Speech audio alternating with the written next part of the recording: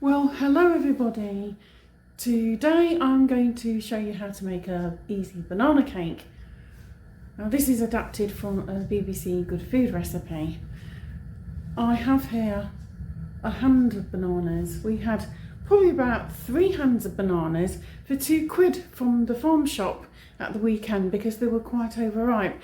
But I thought I can use those. So here we have these very ripe bananas.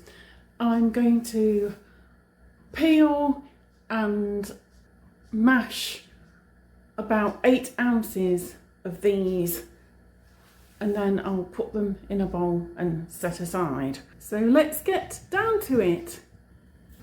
I'll put this rather attractive bowl on the scale, set the scale to 0. They're very, very mushy. It doesn't matter if they're very, very overripe, because it's going in a cake. You're wasting nothing. It'll be perfectly fine. As you can see, it's well overripe, but it doesn't matter. You can use overripe bananas for all manner of recipes, including yummy ice cream. This is a very simple method of using up any bananas that are well past the sell-by date, shall we say.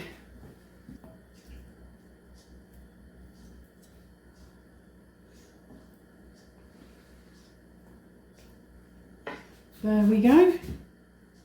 I'm just mashing them with a fork. That's all you need because they're so soft. You can add chocolate chips if you want to this banana cake. So there we go, that's all mashed up. I'm adding the banana to a big bowl.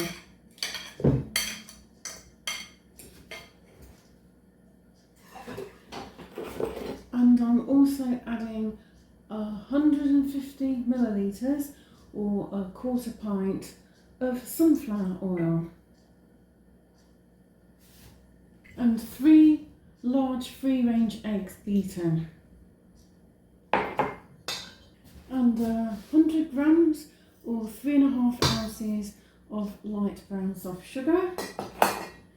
And all you do is you just whisk all those ingredients together with a fork.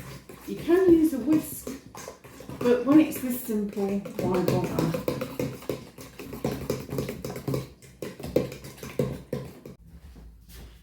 I've measured out 275 grams or 9 3/4 ounces of plain flour with a little over 3 teaspoons of baking powder. The recipe itself says use self-raising, which I don't have. At least I don't have enough. And 1 teaspoon of baking powder. Normally you'd have a teaspoon of baking powder to every 100 grams. So I've added a bit over 3 teaspoons altogether. And I'm sifting it now into the bowl with the rest of the ingredients. I'm also adding a teaspoon of ground mixed spice. If you don't have mixed spice, you could maybe use cinnamon or even ginger. Any of those are perfectly fine. Your cake will still turn out beautifully. Again, you can just use a fork to mix everything thoroughly together. You want to use a whisking motion. You can use an electric beater if you prefer. If you don't have a clean fork, you could use a wooden spoon. The main thing is to get everything thoroughly combined. You could add nuts if you wanted. They would be nice, something like pecan nuts or walnuts. There we go. Now you could leave it there, but I like to do my own variations on things, and I really like orange zest in banana cake. I think the two go really well together. You could add pineapple chunks if you wanted to the mixture. I don't have any pineapple chunks, but I think a little bit of orange helps to give a bit of a tropical flavour to it as well, just as chopped pineapple chunks would do. The recipe says serve it plain or maybe spread with a bit of butter. However, to complement the orange zest that's going in the batter mixture, I'm going to make a little bit of orange glace icing. I think that will just finish it off nicely. You don't need a lot of orange, you can add more if you like. A little bit does the job really well, and it smells really orangey and flavourful. And it's not even cooked yet. Stir that through.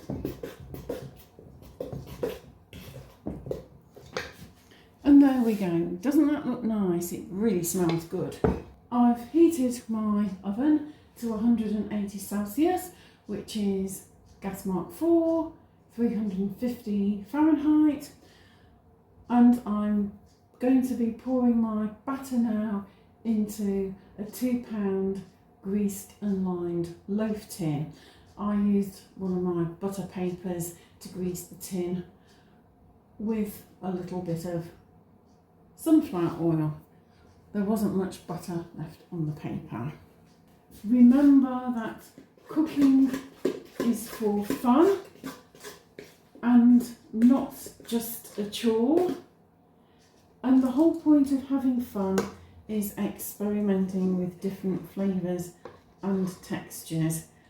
So this cake is wonderfully adaptable. You can put in so many variations, all your favourite things really. Just use your imagination. I think this cake, were you to leave it plain, uniced, would be nice with raisins or sultanas as well. But I really like the tropical flavours. I don't like wasting anything. Waste not, want not in this household. So I'm just using a spatula to get up the last bits of the batter. So the bowl will be clean. If Dan was here, he would be licking the bowl clean, scraping out every last bit. But I wouldn't necessarily recommend eating raw cake batter. So I'll level this out now, just give it a shake. And this now goes in the preheated oven for about 40 to 45 minutes. I will test it after 40 minutes. My oven can be a little on the slow side sometimes. Here's the cake out of the oven. See, the skewer comes out clean. So I will leave that on a wire rack in its tin for a few minutes, and then I'll turn it out to cool completely. I'm going to do some icing now. I'm only going to do a drizzle over the top in a sort of zigzag motion. I don't really think it needs much more than that. If you wanted to go the whole hog, it would probably be nice with some cream cheese frosting. I've got just probably a little over a tablespoon here of icing sugar. I've just added a little drop of the juice from this delicious satsuma.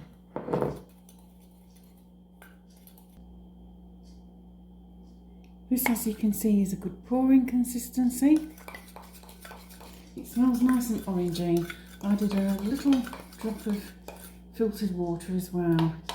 What I'm going to do is just do a zigzag motion like this over the top of the cake. just to finish it off, I've got the wire rack over a board just in case we get any drips. Once it starts to set, I will probably put it in the fridge until it's set completely, and then it can go in a cake tin. I usually line the cake tin with a bit of greaseproof paper so the metal doesn't dry out the fruit. There we go. That looks rather good, doesn't it? Of course, you can do as the recipe suggests and serve it simply on its own or with lashings of butter. But I'm doing it in a kind of 1950s, 1960s style. So there we are. That is a beautiful banana cake. And later, the proof of the pudding will be in the tasting. I'll wait to cut it until Dan gets home. It's banana cake unveiling time. So what do we have here? Ooh, we're just having a small slice because we've had a slightly calorific supper, pastry items and a slice of bread as well. I'm going to cut the shallow end and we'll take a look. Oh my word, look at that. Incidentally, if you like chia seeds, you could also add some chia seeds. Or as I've said before, chopped walnuts or chopped pecans, pineapple chunks chopped small. This is nice and squidgy. It smells really nice and banana-y. And you see, even though I used some of the almost black banana, it's made a nice pattern. It's not ugly. So don't throw any of your bananas away, even when they're black or brown and squidgy. We've wasted nothing. So let's give this a try. Dan, you can have the large half. Look at that. You tell me what you think of that. Let's have a taste of this. That's gorgeous.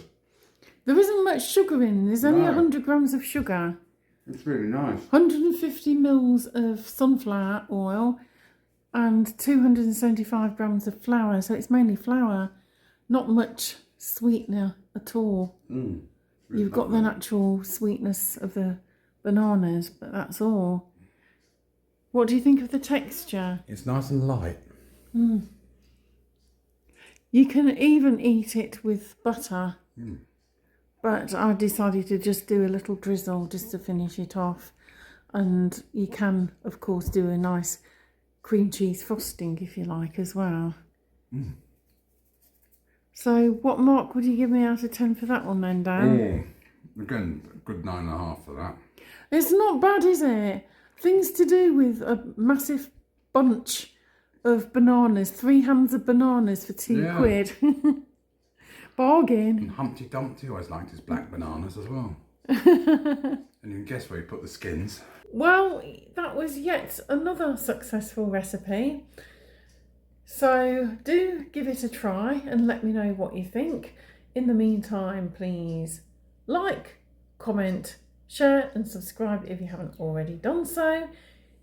Ding ding that notification bell, and I'll see you again soon for the next one. Until then, bye for now.